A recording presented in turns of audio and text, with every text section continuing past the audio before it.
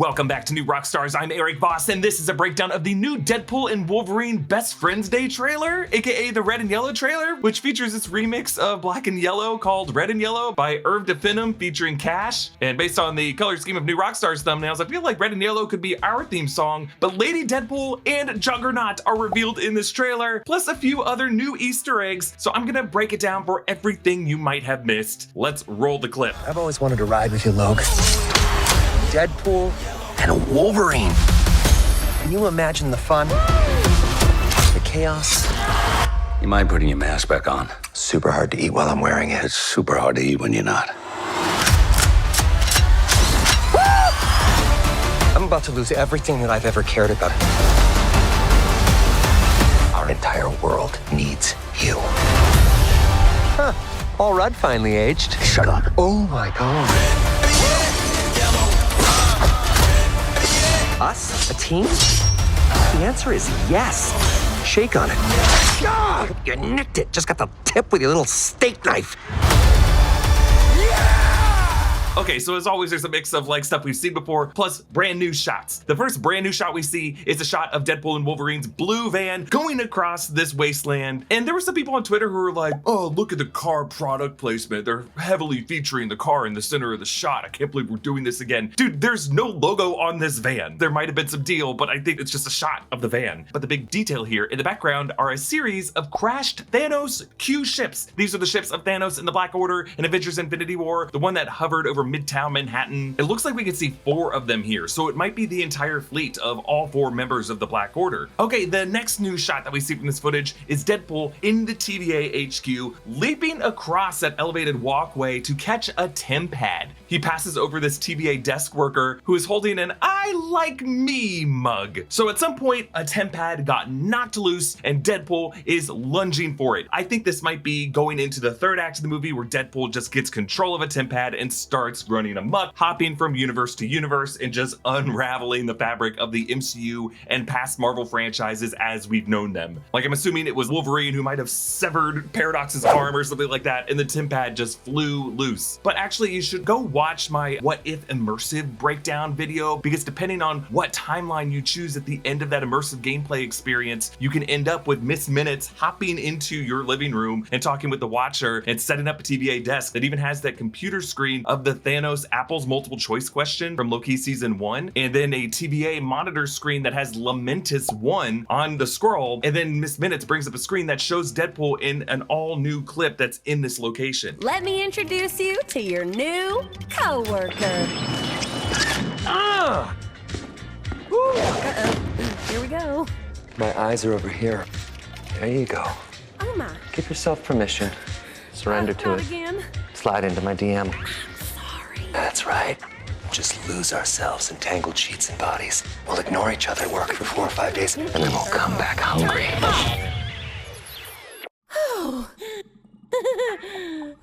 Yeah, Deadpool's pretty flirty there, and I feel like it was a really big hit with this TVA desk worker. Okay, the next new shot in this trailer footage shows us Cassandra Nova's compound in the Giant Man corpse, and her various gang members on the upper level are pulling out these guns. And all these guns look pretty specific. These first 2, it's kind of hard to tell the one and the furthest back, but there is another one with just these light, pale, glowing green lines. But the third one is even bulkier and has like glowing bands of green energy hovering over on top of the metal. The next one has these orange bands and these burned scorch marks on it. It's the same one that we see from the other angle, carried by this bald guy in the next shot. At first I was thinking this is kind of like Agent Coulson's destroyer gun that he got from the destroyer from the first Thor movie, and this is what he used to threaten Loki in the Avengers movie before Loki just reappeared behind him and stabbed him in the back. The gun looks completely different. I'm just talking about the orange glow emanating from within it. This might be derived from Asgardian tech. And this last one, it looks like a woman is carrying this one. I'm not sure exactly what gun it is, but the detail of this shot is a cameo by Juggernaut. Vinnie Jones's take on the Juggernaut from X-Men The Last Stand. I don't know if this is Vinnie Jones exactly or just someone else they made up to look like that version of the character. And what's fascinating about this is that Vinnie Jones said to Yahoo UK that he would not be in this movie, and he brought it up unprompted, like he wasn't even asked about it, and then he's just like, you know what, also that Deadpool movie coming out, I'm not gonna be in it. Roll the clip. Funny enough, I just got asked to do Deadpool, the new one that's coming out now, and I spoke to the director and I just I said, it's such a drama putting that suit on, mentally and physically. I mean, it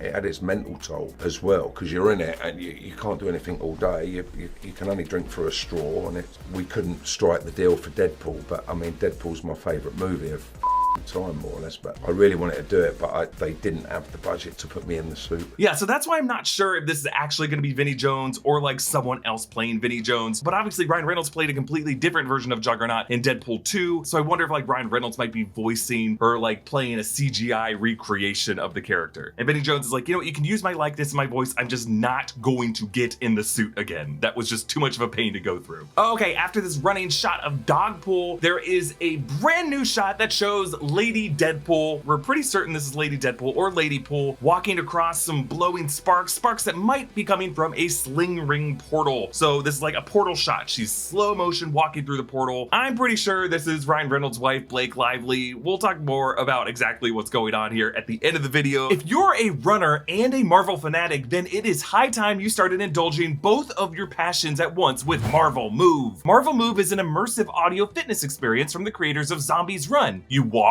run, or jog in the real world as audio from the app makes you feel like you're fighting alongside characters like the Hulk, Doctor Strange, or the X-Men. You better run, Buck.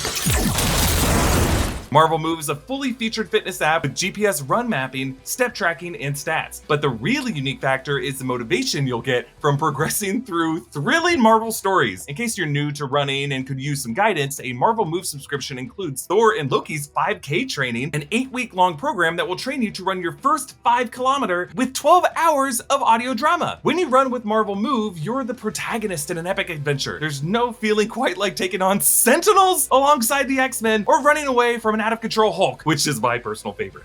Clear the street.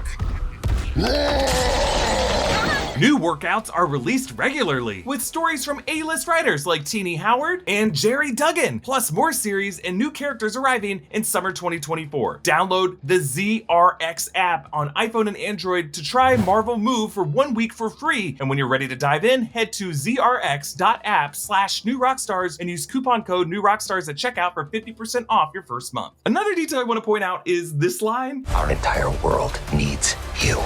Yeah, some great wordplay there because he's saying our entire world needs you, but it almost sounds like he's saying our entire world needs Hugh, as in Hugh Jackman, and I just think that's great. Now, by the way, this shot of Dogpool licking this freakishly long tongue on Deadpool's face, I always thought there's something weird about this shot. The lighting, just some of the digital compositing on Wolverine standing to the side of him, that made me think, was something about this shot constructed? And actually, there was an interview between Ryan Reynolds and Hugh Jackman where they just like interviewed each other, and there's a moment where Ryan Reynolds talks about there being a secret split shot in the movie. There's a scene in our movie where it's actually, you'll never know it as we watch it, but it's actually a split screen. We're taking you from another take, and we're using me in this take because we liked what I said, but you cracked up, and it's one of my favorite.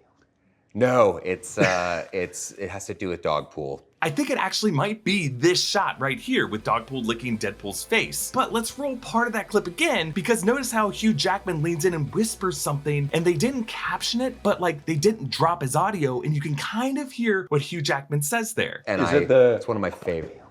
No, it has to do with Dogpool.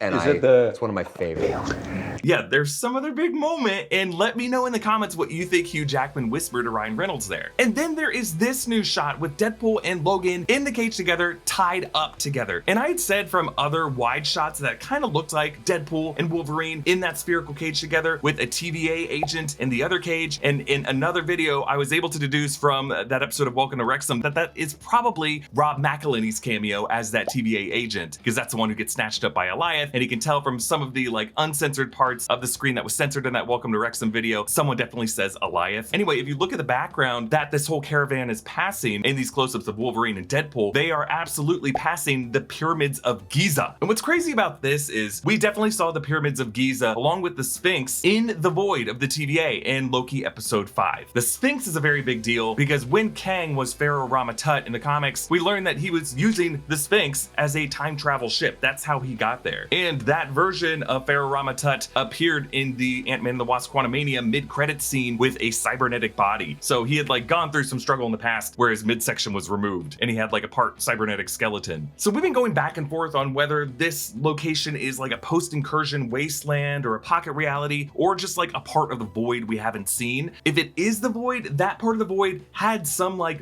grass. It was like a field. This void is more of a desert terrain. So it may have gone through some kind of like climate change that resulted in the grass all dying off, or it could just be parts of the void being merged with this post-incursion reality and Alioth brought pieces of it there. I also don't know why Alioth wouldn't have eaten the pyramids and the Sphinx. There was like some things that had been destroyed partially by Alioth in the void. Other things he just like either wasn't able to devour or just didn't find any life within that in order to gain anything from it. But while we're talking about the pyramids, it does bring up the question of Renslayer. So in the Loki season 2 finale, the final shot of Renslayer was a bit open-ended. We know that she was looking at Alioth, but we never really saw what her fate was. And if that was the final episode of Loki, it just left a lot of questions of what happens with Renslayer now. But specifically, the head writer said that the answer to what happens to her might be in the pyramids. He said, quote, "She's up in the air. There are things that can happen with her. If you look to the comics, there are some fun inferences that can be drawn from the pyramid. And you know, who knows? Does Alioth kill her, or did they strike up a friendship? Maybe Alioth remembers her. I don't know." So the fact that we're seeing the pyramids in the background of this Deadpool and Wolverine shot just makes me think that maybe Renslayer has harnessed the power of Alioth, and we might see Gugu Mbatha-Raw in this movie. Okay, let's close out this breakdown by talking about this shot of Lady Deadpool. So just a bit of background. Lady Deadpool is Wanda Wilson, who alongside Deadpool, Kidpool, Headpool, and Dogpool, and Major Deadpool is an original member of the interdimensional Deadpool Corps. She comes from Earth 3010. And the fact that we are seeing Dogpool in this movie just makes us think that we might also see Lady Deadpool along with someone playing Kidpool, and then maybe just a severed Headpool. And they might actually take the severed head from 2009 X-Men Origins Wolverine, because that movie ended with that head of Wade Wilson severed. And that Headpool would be able to fire Cyclops optic blasts from his eyes. Now, there have been some analyses and comparisons of this walk and this strut and the shape of the legs, and some people are saying, oh, that's definitely Blake Lively's legs. We know this is Lady Deadpool because there's a shot in the first trailer of a different Deadpool suit firing Uzis that we're pretty sure is Lady Deadpool. And if you look at the top of the frame here, you can see the tip of those Uzis by her hip. I don't know, I guess these kind of look like the lower part of Blake Lively's legs. It also could just be like any person who would be wearing heels like this. I made a joke that this could be Taylor Swift only because the Bad Blood music video, it has a specific shot where she is strutting out toward camera just like this as flames and embers are blowing all around her. And really, it's just the overall context of Bad Blood, because Bad Blood was Taylor Swift's major crossover event and it had cameos of everyone. Selena Gomez was in it, Ellie Goulding was in it, Haley Steinfeld, Jessica Alba, Zendaya, everyone except Katy Perry. All right, comment down below with your thoughts. Follow me at EA Voss. Subscribe to all 3 channels on the new Rockstars network for breakdowns and news coverage of everything you love. Thanks for watching, and I'll see you next time. Bye.